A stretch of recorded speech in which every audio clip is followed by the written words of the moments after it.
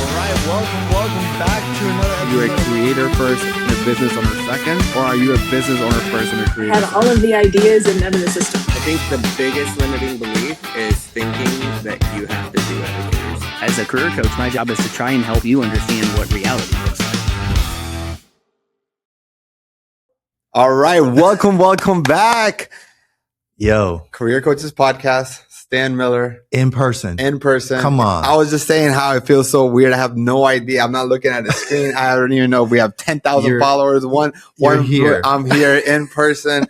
Oh man, thank you for being here. What do you mean? Thank you. Thank you for allowing me to come to your house, to your office. It's not even your house. This is an office, a studio, lights. There's more camera equipments here than there is in Best Buy. So Let's go. You guys know that. Stan, Yes. I want to first start with some gratitude. I want to tell people a story about us Okay. and our story, so people can have some context. So Stan and I have a lot in common. First thing, we both live in Orlando, Florida. We're both entrepreneurships that are passionate about leadership, career coaching, helping people. Something that Stan doesn't know is that we're both going to be girl dads. So Stan is already a girl dad, but this is the first time I tell Stan that I'm going to be a girl dad. Congratulations. And so I want to be able to pick your brain a lot more about this as I become a parent in November. Knock on wood, hopefully. Pray to God. And Stan and I have collaborated, worked together in so many ways, probably in the last 6-7 years.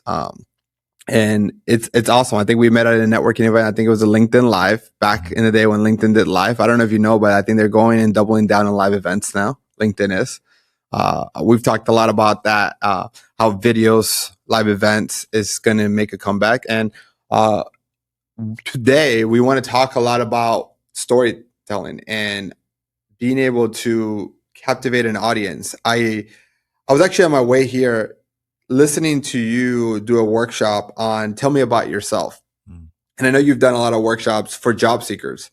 But today, this podcast is actually not for the job seekers, but it's for the career coaches that help these job seekers. And one of the things that stood out about how you teach Tell Me About Yourself, because I think career coaches cover that in their material, and this is kind of how we started the conversation, is most job seekers make the mistakes of making themselves the hero of that Tell Me About Yourself. And you teach how they need to be making themselves as the guide in the company, or they're not the hero, they're the guide, right? Mm-hmm. And I actually think that's awesome, but I actually see the same mistake happening as career coaches positioning themselves on LinkedIn or their marketing material as the hero when they should actually be the guide and the job seeker should be the hero. So I want to open that for you to tell us a little bit more about, do you see that, and how does a career coach change that? Love that question. Thank you so much. And thanks for being here. I mean, this is great. Yeah. This is the first ever live here at the studio. So it's a very special moment. And I appreciate you so much. So thank you for being here. Let's talk about career coaches and this storytelling issue that we have. So when we show up as a coach, there are things that we believe that are going to influence people to move to buy services from us. Yep. And many of us think, and we believe that if we provide background, accolades, awards, achievements, testimonials, this all leads to decision. The problem is that we spend a lot of time telling stories about us that they do not see themselves in. Your audience is they do not see themselves in your stories.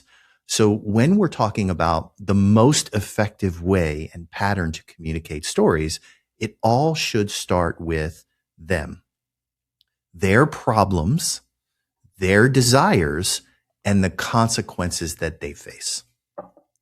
Instead of starting with us, what we've done, what we've achieved, how many people we help. There's plenty of room, Daniel, for that. Yep.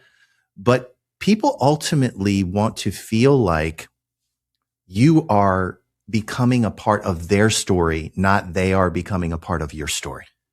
So you're the story master. Well, I think about this from a marketing more funnel, right? Mm-hmm. And I think about the mistake that I see that, and again, I think I make this mistake a lot. I think my team and I can always get better at this, and it's always really refreshing when I speak to you, and even when you share storytelling with our team when you did a couple of months ago.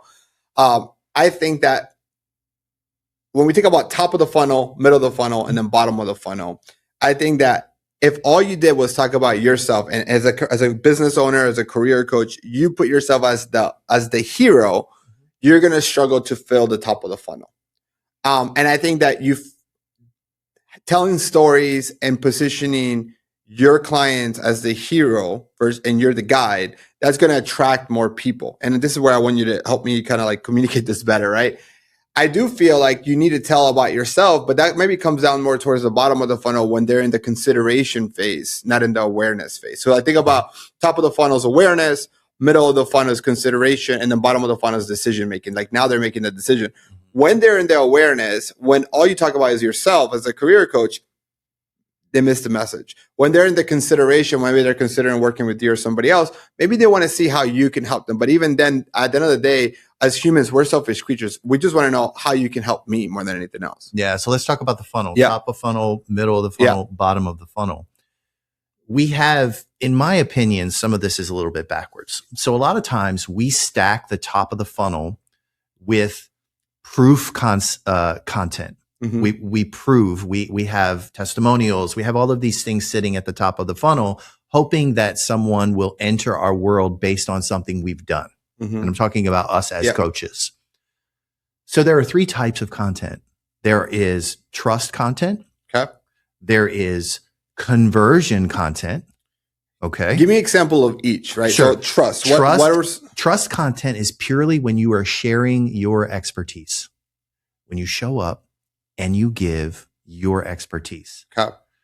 Free. Yeah. I'm talking about you're talking about like those. If we talk about LinkedIn content, like your carousels, like your cheat sheets, whether your carousels, whether your cheat sheets, whether you hit live on your iPhone and you share a concept. So one of the things I do in terms of my funnel, give you a practical example, is I share the 4 P's of storytelling. Yeah. So this is a concept that I created, intellectual property. Yep. I share it with no expectation other than people are going to get to know me as someone who is going to provide them with value.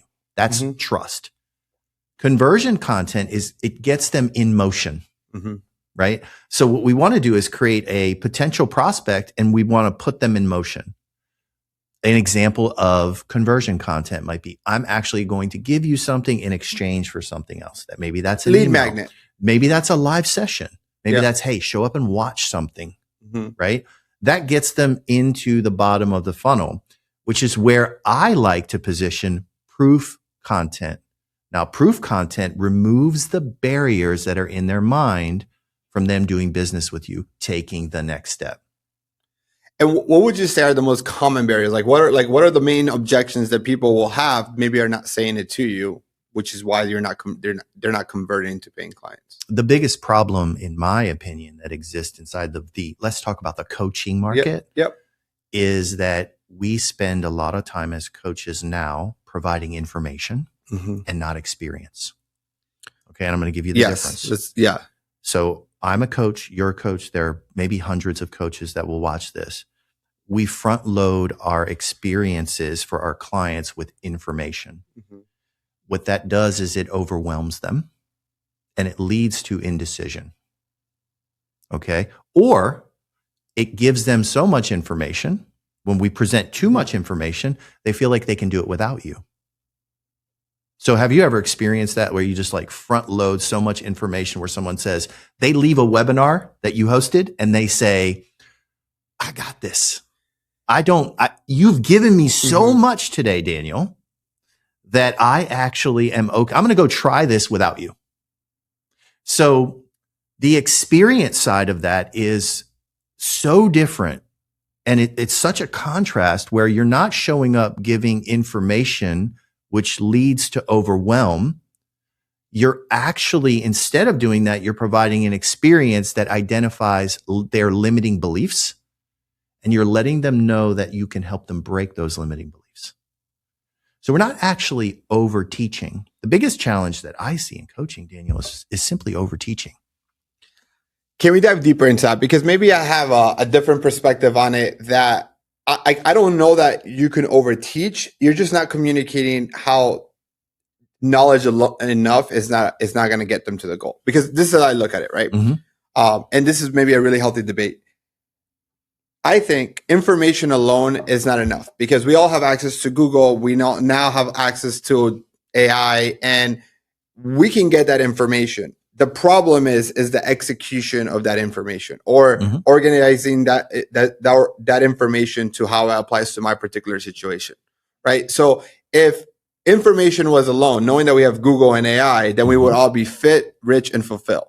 But we're not. Like, I have yet to meet someone who is rich, fit, and fulfilled. Like, right? And so to me, I think a lot about this, a lot of like when I think about building webinars, or when I look at my clients who are doing webinars and they're like, is this too much information? Am I giving away too much? And I think to me that the limiting belief, or the different perspective that I have there, is if they feel like that they have everything they need to be successful, even though they usually don't, then yes, they're going to go and take that webinar and not want to buy from you. But if the alternative is like, yes, like I have given you everything I could possibly give you in the 1 hour, I did not hold anything back. But the only difference is 80% is going to apply to all of you, but 20% is customizable to you because of your background, your goals, and your aspirations. And so, yes, you do have pretty much the recipe, and I didn't hold back on what are the components or the ingredients to the recipe. But what you're missing is, how does this recipe apply to your background, your goals, and your aspirations?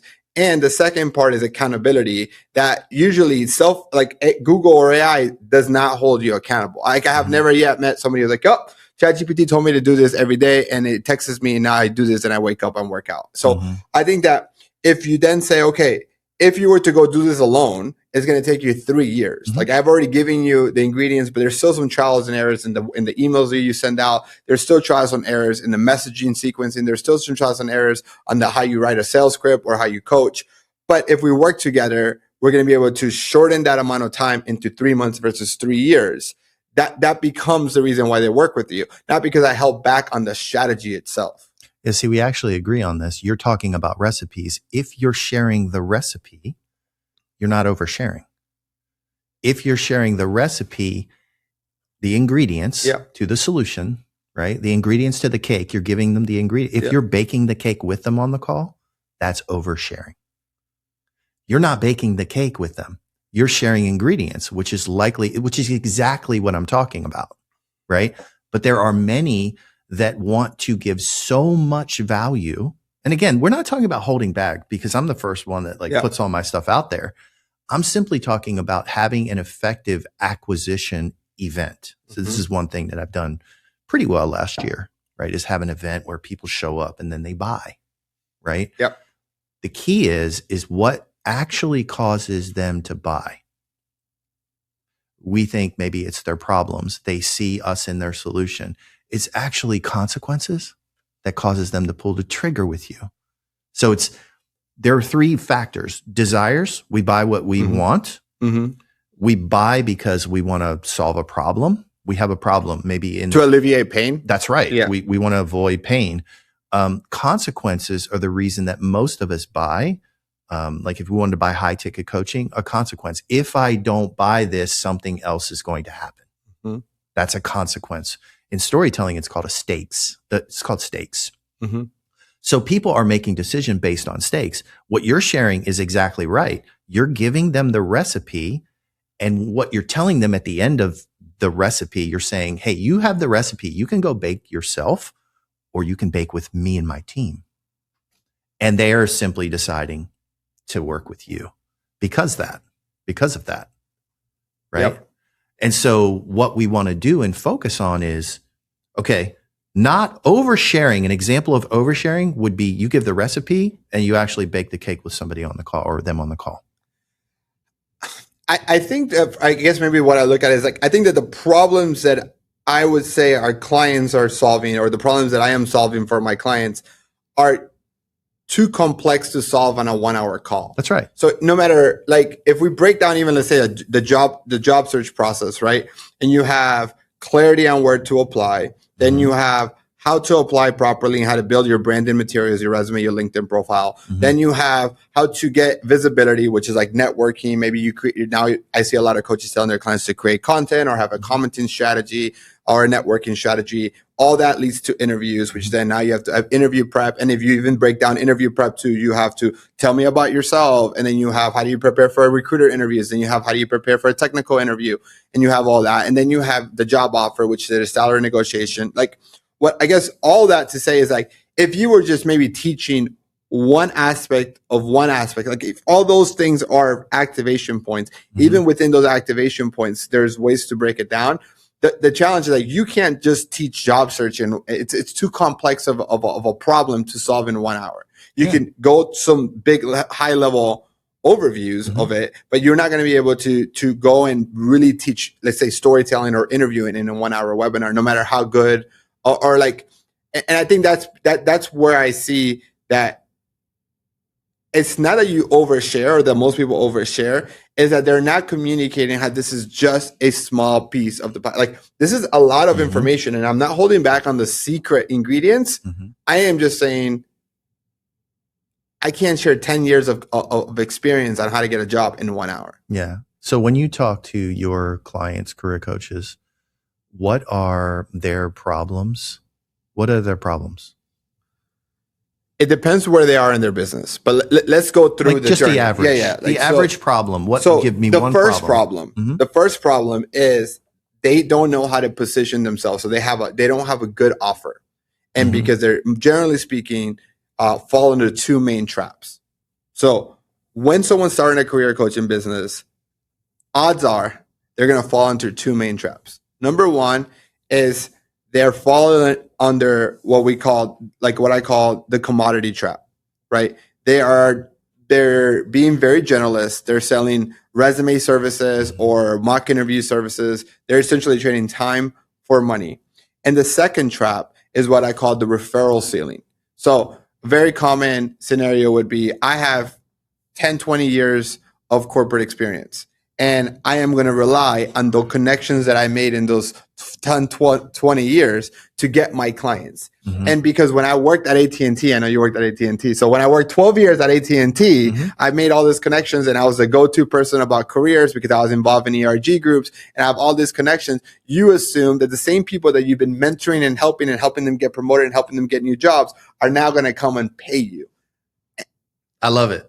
So you've got two big problems, right? Perfect. Let's talk about the second one, because I resonate with that. I spent a lot of time at AT&T, as you know. So what I would suggest is, underneath of that problem, there is a self-limiting belief. Okay, explain. There is something that says to my brain that if I can transition from corporate, I can go over here and I can sustain myself based on the people that I know. Yeah, the relationships, right? Okay, I can lean on my relationships, and that's going to get me successful.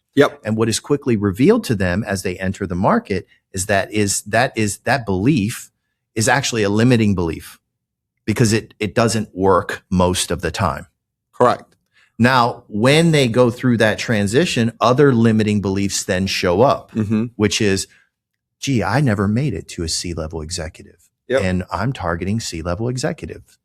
So what qualifies me to actually help that person? Can we take a step back really quick? Because I think all this referral trap, it's 9 out of 10, if not 10 out of 10 of people that go into career coaching fall into that. You said most people don't succeed, and I see it. I'm telling you, like, I have seen it time and time again. It's just most people don't. But why doesn't it not succeed? Why is there such a belief that you could build a career coaching or a consulting or leadership business, a knowledge-based business, based on your relationships that you made in corporate? But why do you also see that not, like, so many people don't succeed doing that? Why do most people fail that way? Why?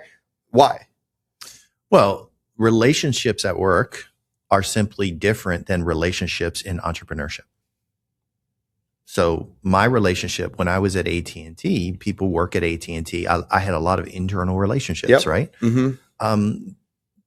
Those people had to deal with me at some level. right? I work at the company. We're working on projects together. It gives us a network Yep. that we think carries forward. Yep. And I'll tell you a story. When I left AT&T, I spent 12 years at AT&T. Mm-hmm. And halfway through that process, I was let go from AT&T.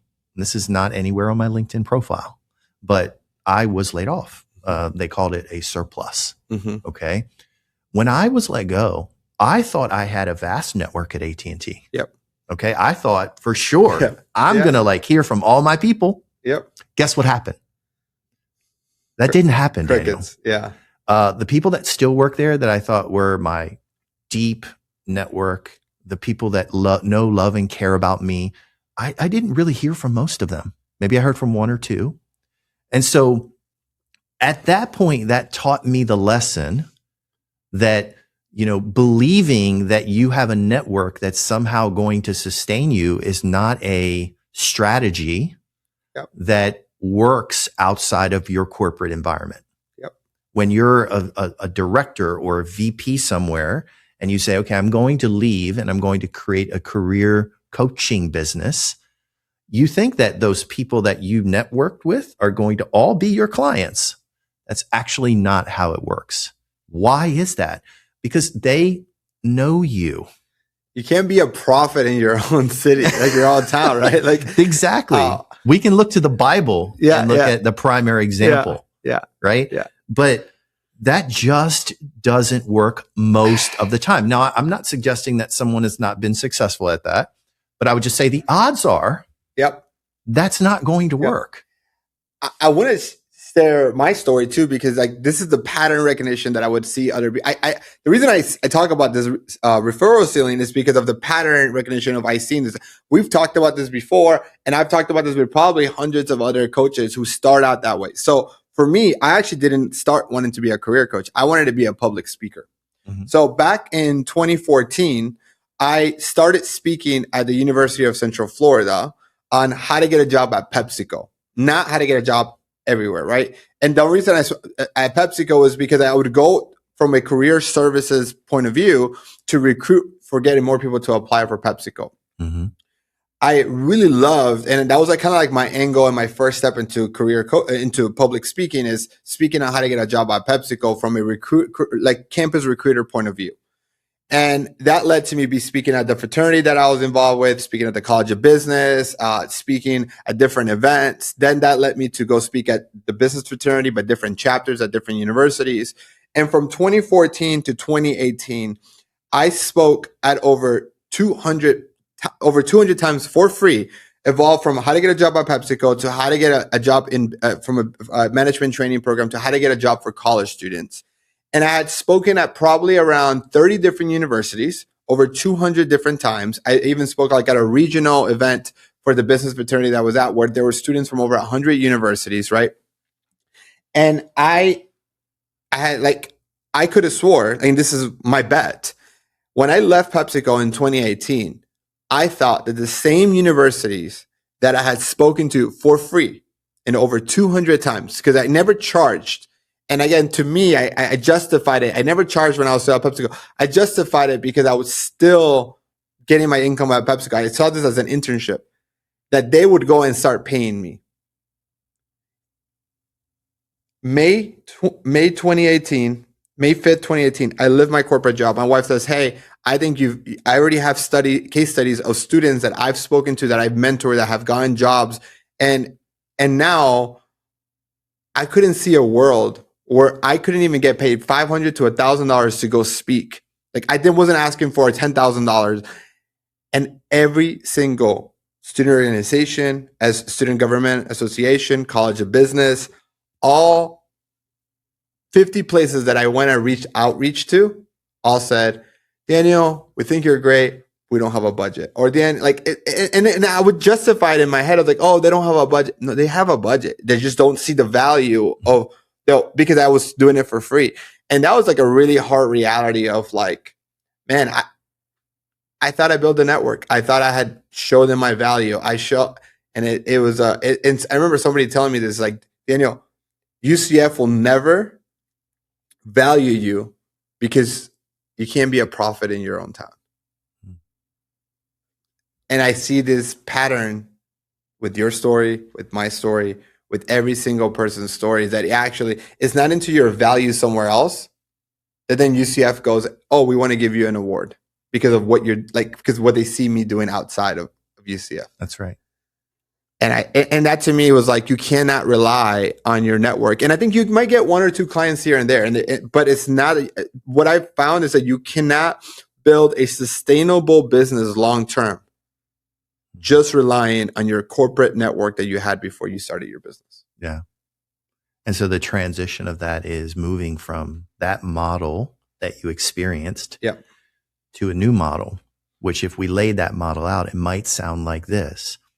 You actually moved from that model of free to building a network to realizing that they're not going to pay you to now finding the people who have the biggest problems with consequences that you can provide an experience to that allows them to see themselves in your story and allows them to see you in their story.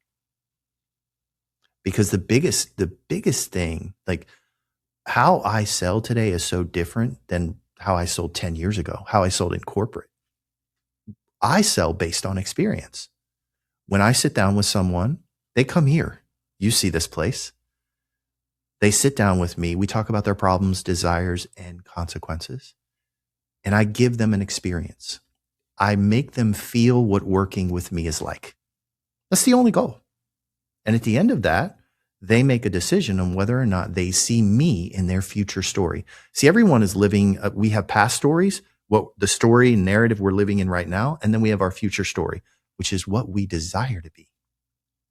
And so for a coach, if you figure out as a coach how to communicate well enough your story and the story that they're living in, and that allows them to see you as part of the story that they want to live in the future, you have unlimited clients. It's just a matter of how many people you can get in front of.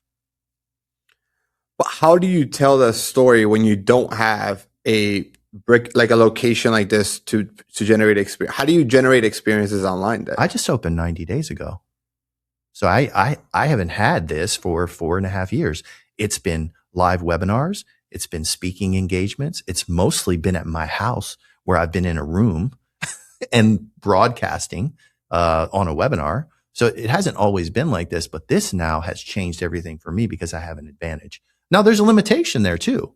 I can't get everyone here. Mm-hmm. So it limits me to give this type of experience to someone who's in Orlando, but that doesn't change that you can actually, as a coach, provide an experience to someone online, right? You can provide them with the experience of you. And so what does all this mean from a story standpoint? Yeah.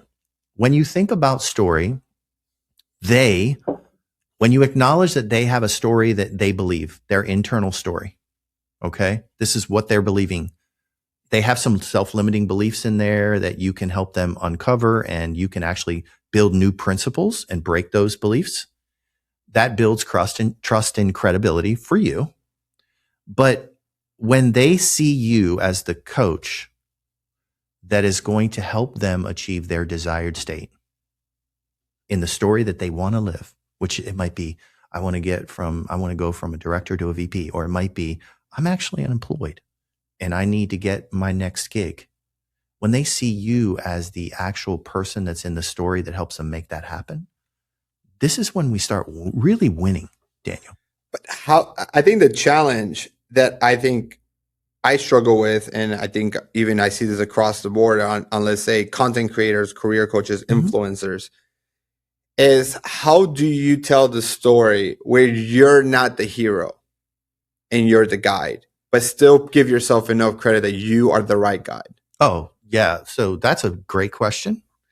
So when I'm telling a story to you about, maybe it's a client, but we're talking about someone else. We do this in coaching, right? We talk about people we've helped in the past. Yep. So what are the ingredients? You talk about the recipe. The recipe is, when I helped someone, they had these problems, they had this big desire, and there were some stakes and consequences. The more stakes and the tighter intention you build in a story, the more emotional impact you have in your conversation. So I reveal the desire, I reveal the problem, I reveal the consequences that the person that I was helping faced. Okay. Now, how do I build myself in that story as the mentor? Yeah. I call it the pathfinder. So first you have a protagonist, which is a main character, which is not you. Yep. It's the person you've helped. So it's essentially, Okay. so in this scenario, it's not that the reader becomes the hero. They have to visualize themselves as the hero through the lens of the person you've already helped. Like, That's right. So like if I've helped someone and you are similar to them, I'm going to tell the story of them. But what I'm not going to do is tell you I'm not going to open the story with, I helped so-and-so go from this to this. I'm going to tell you the story. And this is where people make mistakes. Reveal the problem, reveal the desire of the person, reveal the consequences they faced, and then let them know how you empathized. This is where credibility and trust come in. Why did I have authority to help them? Why did I want to help them? Did I see myself in them? So we skip that step and go right to like what we did. So in a story, between having a main character that has problems, desires, and consequences, we place ourselves in that story as someone who is a pathfinder, who helps them, who has empathy and authority. why do you start with empathy versus starting with authority? It doesn't matter. Okay. It's exchange. You can go authority, you can go empathy, but those ingredients, it's just like, do you put flour in before you put sugar? They both need to go in the cake. Yeah. Right. But a lot of times that when you put in, like, the cake needs baking pot or baking soda. But if you put it at the end after you baked it, it's too late. Right? See, to me, in that middle section, Yeah. empathy and authority, it just needs to be there. Okay. Why do I care? Why did I care about helping this person? How did I connect with them? But why do you need both of those ingredients? Why not just authority? Can you just force your way through it through authority only? Can you force your way through with empathy only? You can, but they don't know why you wanted to help them if you do that. They don't know what motivated you, what connected you. They also don't know why you are telling them that story if you don't sprinkle in empathy. So if I said to you, Daniel, I was helping David. David had these big problems and desires. And if he didn't solve that problem, he was going to lose his house in 4 months. Yeah. If he didn't get a job, he was going to lose his house in 4 months. I have worked at AT&T for 12 years. I had run a coaching program and I'd helped hundreds of people like David do and actually make that career transition. And what connected me to David's story was the fact that I have actually in my past lost 2 homes during the bubble when the bubble burst. I was a homeowner and I had to short sell homes. And I know what it feels like to sort of be displaced. And I had lost my job before and it was in that same jeopardy. See, all of that is empathetic. Yeah. You see, if I don't say that when I'm communicating to my future client, they don't know why I wanted to help David. Yeah. That's why it's important not just to go with authority, authority, authority. Authority is, and first of all, if you're listening to this, granting yourself authority is very tricky. When you showed up on this pod, you're granting me authority. The things that you said were just granting me. I didn't need to say anything. Right. Yeah. It's a lot better. You were giving that to me. Yeah. It's much better. Right? Yep. So when you're trying to position authority in your stories, and when you're talking, this is like when you're talking to a prospect, it shouldn't be all about your accolades, achievements, and awards. You can sprinkle it in, but it's much better to say, David actually would probably say this about me. So what do we do after we have empathy and authority? So if we're following the story arc, we have a main character who met a pathfinder, which is the coach. The next thing we want to do is paint them a clear and understandable path. What do they need to do specifically to work with us? So when you're working with me, you're going to do this. Let me interrupt you there because you said something. So you have a character. You have a main character, protagonist. And then you have the pathfinder. Which is you. Which is the coach. The coach. Right. And then there's a problem. No. The problem is revealed at the very, very beginning of the story because that's the most important component. So there's a problem that comes first. There's a problem that your main character has. So I had just been laid off. That's right. Okay. And So- what happens now? So David has been laid off. And if David doesn't get a job, what happens? Let's say he loses his house. This is a Yeah. massive issue. Yeah. Okay. Is it important as a coach? Now I'll ask you this. Would it be important as a coach to ask that question and to recognize what the real underlying emotional issue is? Yeah, absolutely. So it's important that I know if I'm coaching you and you're a prospect, Yeah. it's important that I know that you might be losing your house. But most coaches, Daniel, won't ask that deeper question. Why do you think that is? Is it because of lack of not knowing that you need to ask that question, or is it because they're afraid to hear the answer? No, I think it's that they get so used to hearing a problem and they figure that they have a solution in their mind and they want to get to the solution. We want to get to the problem and solution fast. Is it because for the job seeker, this is like a real problem, but for the coach is like, I hear so many people that are about to lose their house. Yeah. They become used to it. Like it's one of those things. I remember when this is very different than someone losing their house. Mm-hmm. But when I would do hundreds of millions of dollars of sales at PepsiCo. I never saw the cash. It was all on spreadsheets, and so you just get like numb. You heard to, the same problem. Oh, we lost. We just sold $3 million more. Great. Like it's like not that big of a deal because yeah, it's fair. you're dealing with it. And I think for job seekers too, like if this is like, or if I think about it, my father-in-law is an ER doctor.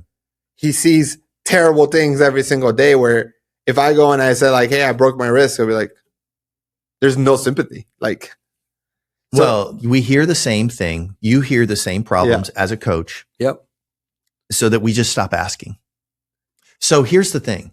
But the main character still has that problem, and for them, it's very real and it's very raw, and it needs to be asked. Do I want to? The question really is: if I'm a job seeker right now, do I want to hire someone that understands that I need a job? Right? Like, hey, I've lost my job, and they're gonna sympathize with me and do some empathy work there, or do I want them to know, hey, if I don't find a job in 4 months, I'm gonna possibly lose my house. And here's the thing. At the end of that sales cycle and that process, and let's say they get the job, do you want to be known as the coach who helps somebody get a job or help them save their family? The latter. But again, I want to really dive deep into why our coaches, and I say, like same thing for me. Like, I don't think I do a good enough job here. So like a lot of this is me asking questions selfishly because I'm unpacking this mentally. Maybe my fear of why I wouldn't ask that question as a career coach. And again, I've been a career coach for over a decade now. It's because I charge high ticket. Mm-hmm. And then I don't know, even though I know that the value that I am providing, that the average person that I worked with was able to negotiate over $10,000 per every time, right?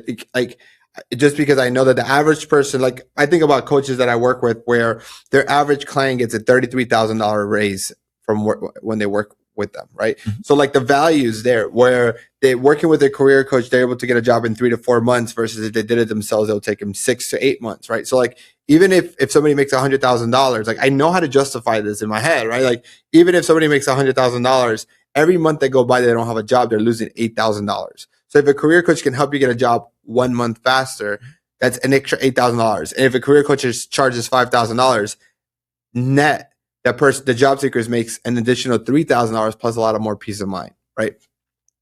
I can say that, but like if I guess I don't know, it's because I care, so like I am maybe so emotional where I feel like if you were to be like, Daniel, I want to work with you, but I'm about to lose my house, that I would then not, like I'll be like, well, it's hard for me to ask you to pay me $5,000 if you're about to lose your house.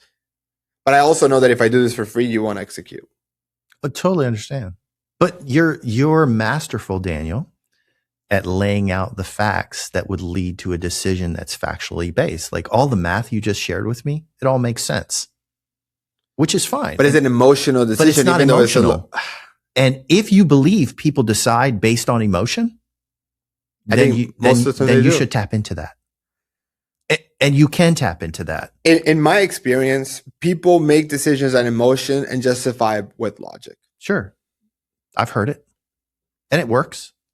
But a lot of times I don't know that that's a sales. It's not Yeah. a sales tactic. I think that's just the reality of it. Like Yeah. like people are pre-sold into Mhm. making a decision, emotionally driven.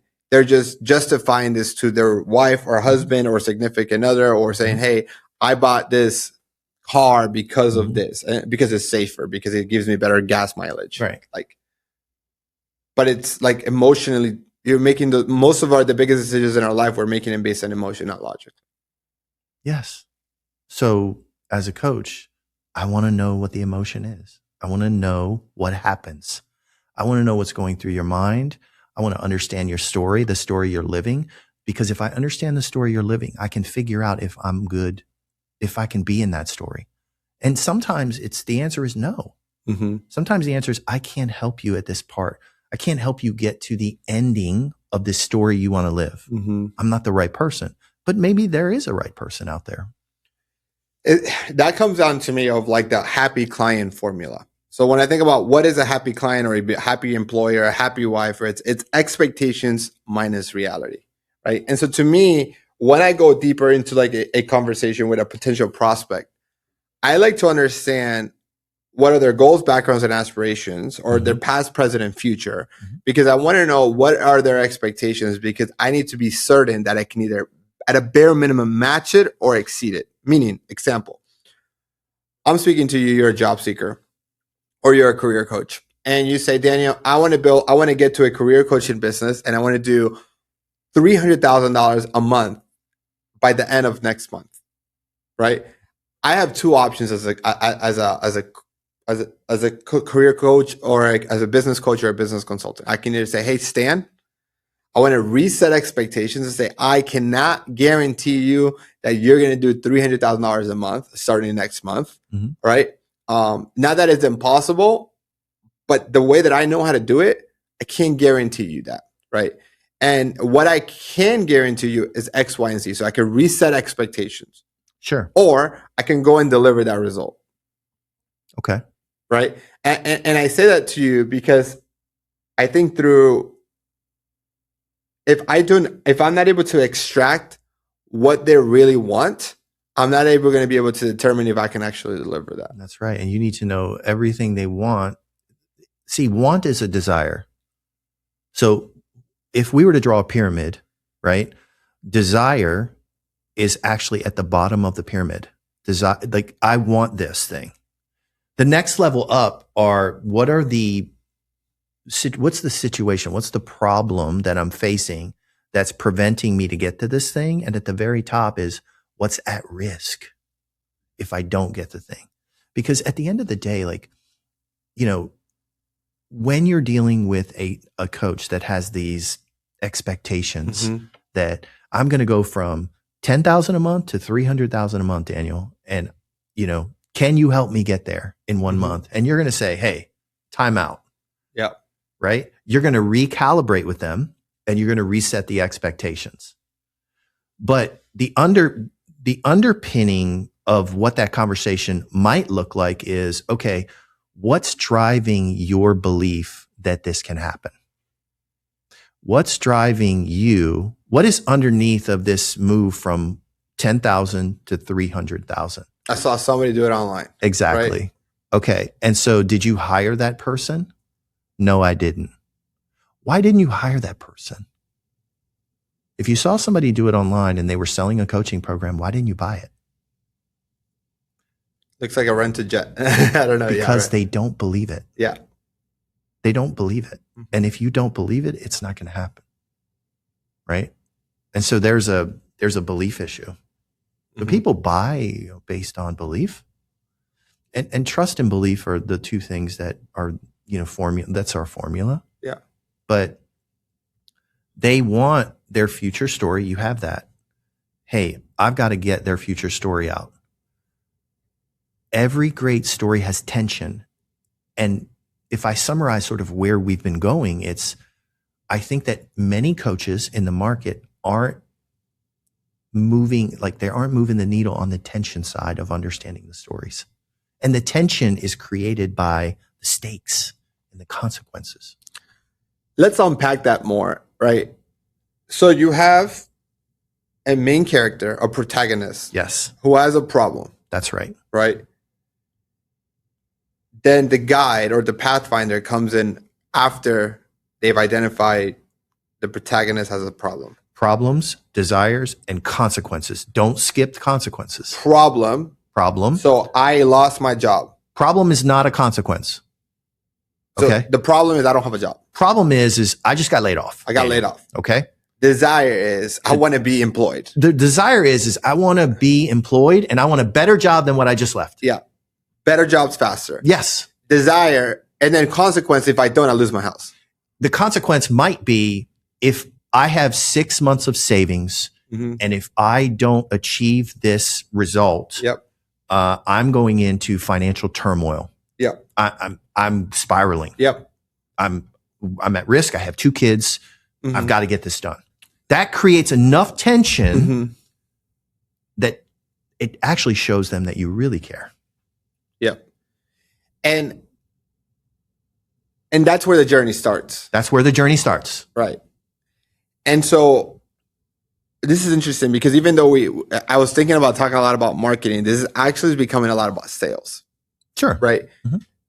In the sales call, one of the most common mistakes I see, and I think this backs your point out, is I see a lot of career coaches being very agreeable on the call. Give me an example of that. So they would be like, I've applied to 100 companies Mhm. and the job market is just very tough right now. Or I've interviewed a lot, but they always hire somebody who's a little bit more qualified than I am. Like, and then the jobs or the career coach just agrees, yes, the toughest market, right? And they did become so agreeable that they position themselves like a friend and an ally and somebody in their corner versus someone that's willing to have the tough conversation to says is, if you've gone to 10 interviews, odds are you're not communicating well. Right. So you would say that in that scenario is like, what using your words, to me, using my words, I would say you're not breaking a limiting belief because if the job seeker comes into the call and leaves the same person, you didn't do your job. So let me tell you, can I tell you how I would answer that? No, Yes. Go ahead. I didn't mean to cut you. Well, no. And what I would say in your language, you would say if you didn't create tension in the call, you didn't do your job. So how do we create tension in that? Yes. In that Yeah. call? Yeah. So job seeker tells me they've applied for 100 jobs, Yeah. been to 10 interviews. They're not getting the interviews. Okay. Yeah. My first question. And they're blaming external factors. That's fine. They're like, no, I'm a great interviewer. That's fine. I'm a great communicator. Totally I've been in the industry for 15 years. Right. Great. Yeah. So the question is my question is, did the companies you interviewed for hire for those roles? Yes. Why do you think you didn't? Well, I think they did stand. So that's role Okay. play, right? I think, I believe so. Like they were very serious about the interview. They didn't tell me why I didn't get the job. They just said they decided to move on with another candidate. So would you say that you're really good at actually getting to the interview? You got a 10%, you send out 100, you get 10. Yep. Are you okay with that?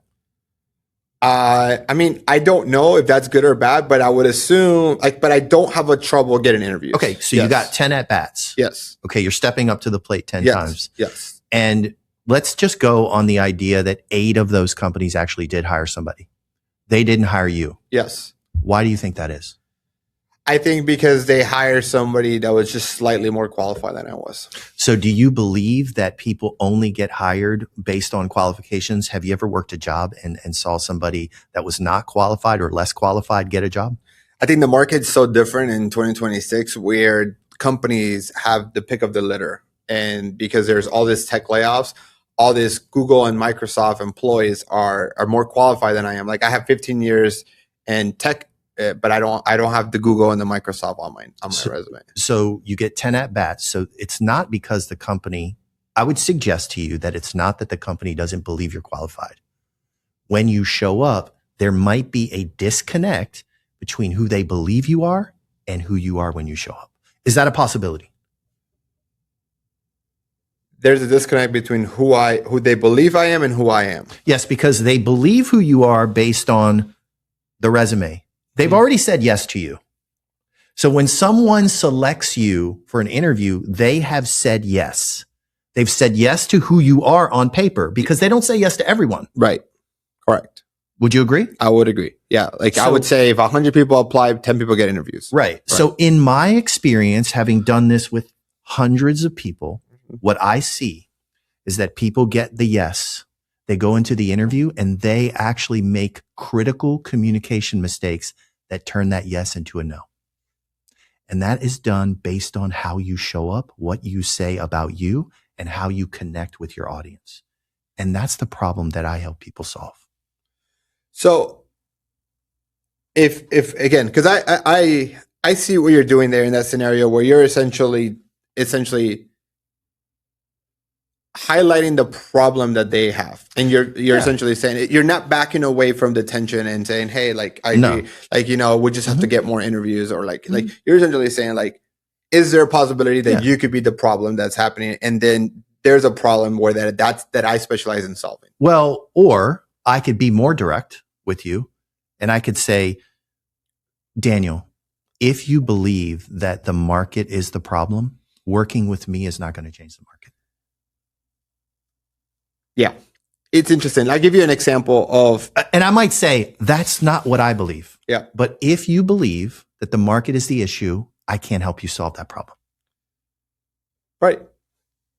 Right. So, and that's not a good, and that's not a good client for you. It's like, it's an internal or external locus of control. That's right. Like if you believe everybody else is a problem, then you actually don't have any control of the solution. Yes. Like you're going to have to just wait for everyone else to give you the solution because everyone else is the problem.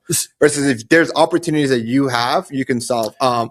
So there's a problem there with a market that I can't solve. Yeah. If you believe that's the problem, I can't help you change. I don't know if I want to help you change that problem. Yeah. Okay. Now I can also, through what I just did with you, is I can start to suggest that you are getting to the interview on a yes because they did pick you. And then that yes is turning to a no. You may have a preparation and a delivery problem that I could potentially help you solve. Yep. And I'll give you a practical example. If you do that with 8 out of 10 people, they will say, yeah, I probably do have a delivery issue. Yep. Yep. And then that becomes what you're coaching them on. Yep. And so does that resonate? Yeah, no, I 100% agree. I think about a career coach client. I think about a career coach client that I had a call with last year, September of last year. And he is the typical type of buyer, and they'll watch and they'll be like, yeah, he's talking about me. I'm not going to say any names though, right? So I talked to this individual last like September, probably like a year ago, right? And he goes, I essentially have a sales conversation. He goes through the phone, have a sales conversation, highlight, understand where his past, like where he's at, where his past, where he wants to be, and everything else. I'm able to identify what his issue was, like in his business, and I believe in that point of view was that he was having a sales issue. Like he was getting enough leads, people were connecting with his messages, but it was not converting into paid clients. Ultimately, I did not close them. He's like, you know what? Let me think about it. I have to think about it. It's a lot of money. It's all these objections on logistical and money. Even though 90% of the time when people say it's money is not money, is a belief objection that you really can solve their problem. Fast forward, he like messages me like February or March of this year. He goes, Daniel, thanks for checking up on me. I've been thinking a lot about our conversation last year. I am in the same spot I was last year. Can we jump back on a call? Right? Jump back on a call, try to get understanding where he's at this particular moment. Sure. Very similar thing. He goes, I am getting sales calls, more sales calls that I can handle. Well, my clients tell me the same thing. I need to think about it. And then they go try it themselves. And then they come back and I need to think about it. And the clients that I do close are people I had conversations 3-4 months ago and that are coming back because they couldn't do it themselves. And then I remember on the call and I said, doesn't it sound familiar that the objection that you're giving me is the same objection your clients are giving you, right? And it ultimately why I share this story is because a lot of times we sell like we buy. But also, if you don't call that out and you don't break a limiting belief and to say, hey, my friend, right, or hey, prospect, like, you cannot mentally overcome this limited belief because that's how you're making those decisions too. You had a call with me. You got like you try to solve this yourself. You're stuck in the same spot. We could have solved this already. That's why your clients are doing the same thing. Like I say that to you because do you think that the way our limiting beliefs translate into the way we speak and the way that we have our calls with our clients, and how do we avoid that? Yeah. So a practical example of that is when I'm working with someone in various capacities. Let's say I'm doing some storytelling coaching with them, and let's say they have. If I'm a coach and I'm teaching storytelling and I want to charge people more money, right? Like I started years ago. I was charging as little as $50 an hour to help people, and now I'm thousands. Okay. One of the things that translates into our sales process is our own limiting beliefs on what we can charge people. And so a practical example is, if I'm unwilling to pay high ticket, let's just use a general term, high ticket coaching for me, I'm likely to not be comfortable charging people high ticket. Yes. Okay.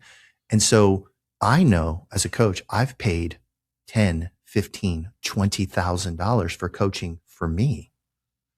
And so when I'm charging people $10, $15, and $20,000, I understand what a $15,000 program is because I bought one. Yep.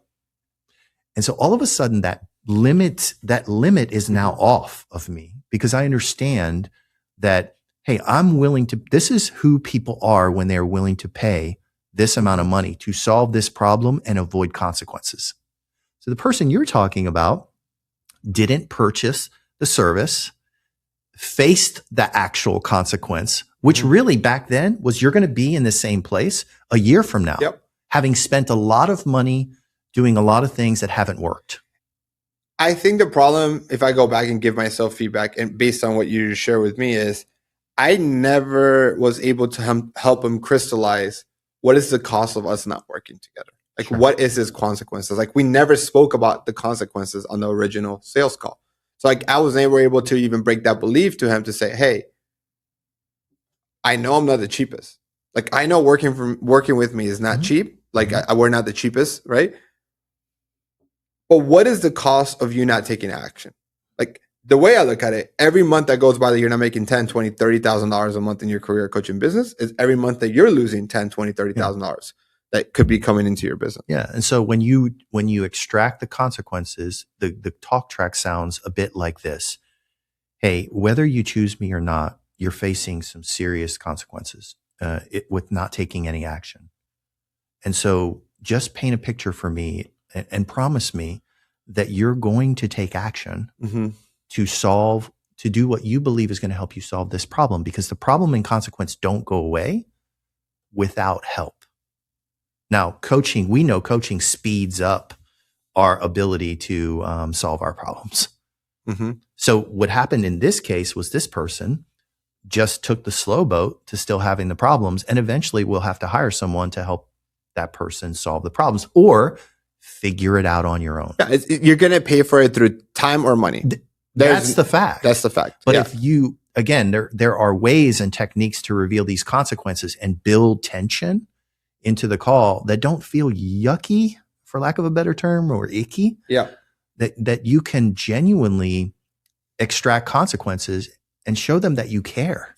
How do you suggest creating that balance of, you want to have tensions on the sales call. You want to have tensions on those conversations. You want to be able to show them and help them visualize or help them feel that there is consequences to the decision that they make, but without feeling like you are using, like you're manipulating them or persuading them to make a decision that they might then eventually build resentment towards because you push them to making that decision. Set expectations on the call. Hey, I'm going to ask you what your problems are. And I know that, I may have seen people with your same problems, but I'm also going to ask you some things that are a bit deeper about what's going to happen if we don't solve those problems, because that's what I care about. I care about not just solving the problem, but preventing what could happen next. And so if you're okay with that, let's have a real conversation today. And so again, like you can frame this up where it doesn't feel manipulative because it's not. If you truly do care about Daniel, and if I care about Daniel, his life, what's going to happen in his future, and I need to know what's going to happen so that I can actually diagnose and help him, understand the framing of the problem. And really, he should know that I care enough to ask those questions. Most people are afraid to ask those questions because it's not in the script. Yeah. It's off scripted. It's like, you don't know what you probably have the top 10 problems already figured out when you talk to a client. But what you don't know is the top 10 consequences, because a lot of times they're all different. Yeah. Yeah. I mean, right. And I think that's the part sometimes, like and again, this year alone, my closing rate is 50%. And I say that because I would say like a really good closing rate is between 20 to 40, 50% on organic, right? So I have a pretty good closing rate. But I've seen it kind of maybe go down a little bit in the last couple of months. And it's maybe because I'm becoming numb to the individuals. I'm losing some empathy. Like I look back at some of the calls, I am losing empathy. And I am like, every story of the career coach that I am speaking with seems the same in a sense, right? Because I see the pattern recognition. But I have to remember that even though I see this as a pattern in this career coach, and it's probably the same 3 to 4 problems that a career coach has, the challenge is that for them, that's the only problem. Like they don't see the pattern because they see the pattern for job seekers maybe, but they're not seeing the pattern of why their business is not being successful. And I'm not being empathetic enough to understand the consequences that they are having. And what happens if their business doesn't succeed? Do they go back to corporate? Do they have to sell their 401k like I did? They have to retreat. Like, they have to retreat, right? And I think that and that happens a lot. Like I see a lot of career coaches that after 2 or 3 years go back to corporate because they weren't able to get out of the commodity trap or the referral trap that we talked about in the beginning of this episode. And I think that's a reminder of like, it is a problem. Like it is important to bring intention to the call, but also have empathy, which is like, I think that's the part that sometimes I could do a better job of, like empathy, not just authority. Like I think I'm just driving too much authority. And I think if I look back at all the sales calls that I have, I think especially new coaches that they focus so much on the authority aspect of it. And I think that's the struggle, like, because we're not able to get into the real consequences of clients. I mean, they care about them. Yep. They don't care about you. Yep. When you show up and care about you and you talk about all the people you've helped, and there's room for that. Yeah. It's not that there's not. Yep.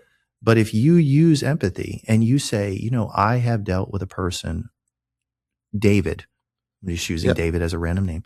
I actually helped someone that you remind me of. His name's David. Yep. He was dealing with these problems. Yep. And what he didn't realize is he had some consequences. If he didn't fix it, he's going to be in a scenario where he had to retreat back to corporate. Yep. And that was going to be the ultimate loss. Yep. Is to have to go back and get a job. And the truth is, that's not a loss. That might be a loss in your mind, but that's not a loss. You just didn't set yourself up for success in this area. So I decided to work with David. Again, to help him avoid having to retreat back to the corporate space. Yep. So if you know that retreating back to the corporate space is what's at risk, then that's the story you need to tell them of the person you helped that's in that exact same scenario. What is that? That is empathy. Yep. That is connection. And I think that what you did there was so masterful on the sense of, I think you added empathy and authority all with the case study of somebody that you look like. I only tell case study stories. It's like, I have 85% success rate, very authoritative, or have 100 testimonials versus, you know what? You remind me of David, and David was, and so you're having empathy and authority mixed into one. So here's the ultimate gem in storytelling as a coach. Like if I could give any coach that's listening to this right now, like a gift, this is the gift. Become great at telling the testimonial stories of the people that you have helped and use the story arc, right? So introduce the people. So I feel like I have told so many of these stories that I can tell the stories better than the people if I invited them into the room because I know the pattern. The pattern is introduce a main character, David, problems, desires, consequences, empathy, and authority, how I helped David, and what David got. Give us an example. Give us an example using that framework. Sure. So I'm just going to make this up. Yeah, absolutely. Okay. Yeah. So David approached me about 2 years ago. Daniel, So you remind me of David. You remind me of But David. you're setting the scene by Yeah. like, hey, you remind me of David. I'm not giving a ton of context. I'm parachuting you right into the scene. Because one of the things that as I was getting ready for this, you say you always want to start with the setting and the problem, right? Like That's right. It's like I'm gonna parachute you right into the scene. So you remind me of David. Yep. I met David a couple years ago. When David approached me, he found me on LinkedIn. And when he approached me, he said his main problem was he just got let go from his corporate job. He's been there 10 years. Now, I'm assuming you have that same issue, right? Been laid off. Yes. Okay. Been laid off. Yep. But one of the things David wanted to do was go into coaching. He wanted to leverage his network. And he thought moving and creating a coaching business was the right move. It gave him freedom, flexibility, all the things that he wanted, and he could leverage his corporate network. David found out that was really, really tough. And I think that's the same thing that you might be finding out and discovering right now. But what David's biggest fear was, the thing that he did not want to have to face, was 6 months from now, he was going to run out of money from the severance he got. And he was going to have to go find a job. So this was something he was trying. And so I have helped a lot of people like David sort of traverse the movement from corporate to career coach.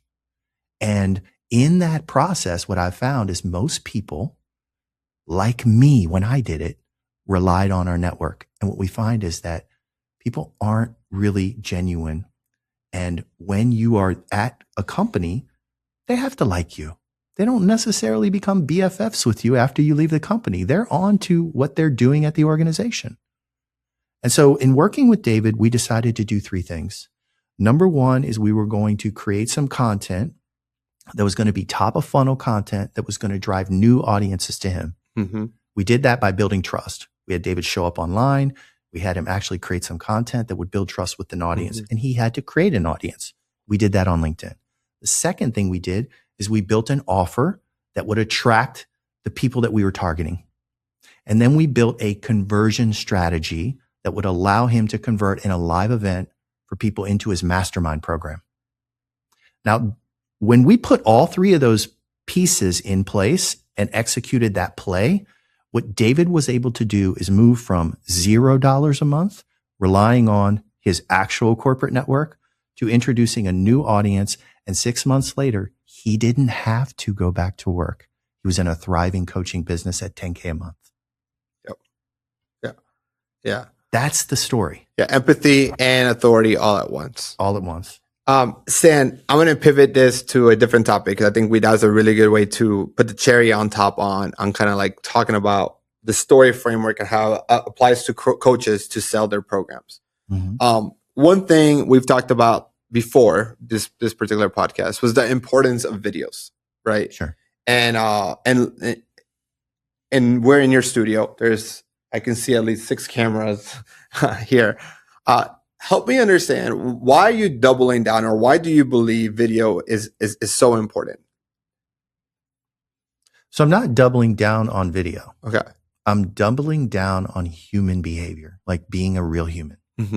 Because what I see happening in my algorithm is I'm being bombarded with what I know is AI content.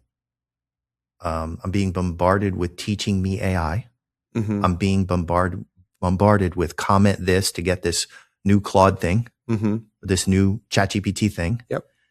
That's in my algorithm. Now, that's not everybody's algorithm, but what's happening is I believe that there is going to be real value in being able to show up and share your expertise live. And I think that is a competitive advantage. I think it's a differentiator. And I think the people that are masterful at showing up and actually sharing their expertise, I'm talking about really sharing it and being able to share it live to where someone listening to me right now, there's no, Daniel, is there any prompters around here? Nothing. I got a couple sticky notes here. But we're having a real conversation where we're exchanging ideas and expertise. I think there's so much value in that because I think people will want to hire people. And let's just take the career coach, for example. You can give everybody every single tool that was created by Claude or ChatGPT in the world. They can go and get those tools themselves as well. If you have the ability to share your expertise live, and you have an expertise that you can share on video, and this is where the video component comes in, because then the best form of distribution is video. Why is it video? Because you can't fake it. Yeah. It can't be as fake as it can be. I mean, but yeah, look, let's be real. Like, yeah. There are lots of people that are buying into the idea of creating a clone, and I'm not against that. It's just that that's not my business model. Yeah. And I agree with you. Like, by the way, I agree with you. I think if people are noticing how my content is shifting this year, I am doubling down on podcasts, and not just audio podcasts, but video podcasts. Sure. And even something I announced on my Instagram story today is I want to do a live event in September. Whether that's 10 coaches come or 50 coaches come, like I want to go into create events for career coaches to build experiences, right? Because I do think that as AI becomes more used and AI takes over more and more tasks, people are going to crave those in-person events more and more and more.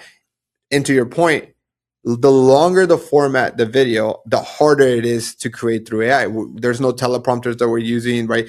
Like we have to know our stuff to do a 1 hour podcast and provide value the whole hour.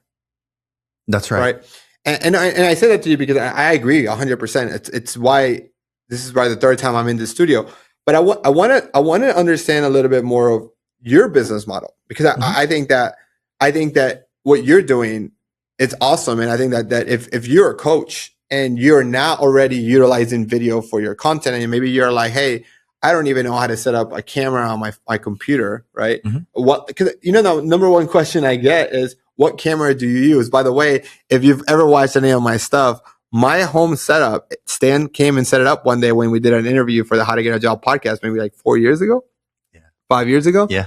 And so I want to tell us a little bit more about the business model that you're doing, because you're incorporating your love and passion and mastery of storytelling with video and in person. And I just want people to know more about it. Yeah. So last year I spent most of my time inside of a mastermind where I did a virtual coaching for people. I had about 100 people join that. It was great. I sold that through webinars. So as a coach, I was a storytelling coach and teaching. A lot of people, job seekers, were in that program, right? And so that program was great. I developed it. It was a 6-month program. I understood. I hired a coach to teach me how to sell in events. Okay. So I didn't do this by myself. I hired a high ticket coach to mentor me last year. That led to a good deal of revenue. Inside of that, I also launched a interview product, which was a digital course, sold hundreds of seats of that, and did most of my work speaking at corporate events. So I now speak at AT&T, and I taught at Cornell, or I would say guest lectured at Cornell, and then also at USC and some other companies. And so living that life of virtual was great. I had a big problem though, Daniel. My problem was that I didn't love working from my house and not being around human beings. And so that was my biggest issue. And I knew that I needed to solve that, because I was tied to the refrigerator, tied to the couch. Everything in my house is just relax, chill vibe. And I like to run at business. And so I was training the UCF incubator here where we are today. By the way, we're at Research Park here in Orlando. And after that training, the director, Raphael here, came to me and said, hey, what do you want to do with Storicate? And I just felt like such a pressure release. Like, I should just tell him. I want to get out of my house. I want to open a studio. I want to teach storytelling to entrepreneurs in practice. And I want to help local entrepreneurs or entrepreneurs that are willing to fly here and work with me so they can master the art of storytelling on camera. And so 90 days ago, we opened this with an investment from them and a time investment from me. We formed a partnership. So I have a partnership with UCF, the business incubation program. Now, why did I do this? The reason I did this was because I just have this deep belief, and I would call it a conviction, that learning how to create content publish content that is the three contents, right? The trust content, the conversion content, and the proof content. That is actually a recipe for being able to create clients online. So doing everything in person, building a studio, teaching storytelling. So my program today is part storytelling coaching. Mm-hmm. And most of my clients that I have, and I have a few here that pay me monthly to come, what we do is we sit down and have conversations where I am extracting their expertise and we are recording it. That all becomes short form. So I want you to think about long form to short form to blog post to newsletter to all platforms. Mm-hmm. And so within 1 to 2 hours a month, whether my client's doing a podcast, producing a podcast here, and I'm doing the packaging for them, or they're just recording long form and we are having my team clip the stories that need to be told online, they leave here with the content that they need to propel and accelerate their business. So all of my clients have a product and service, have a sales strategy, but lack awareness.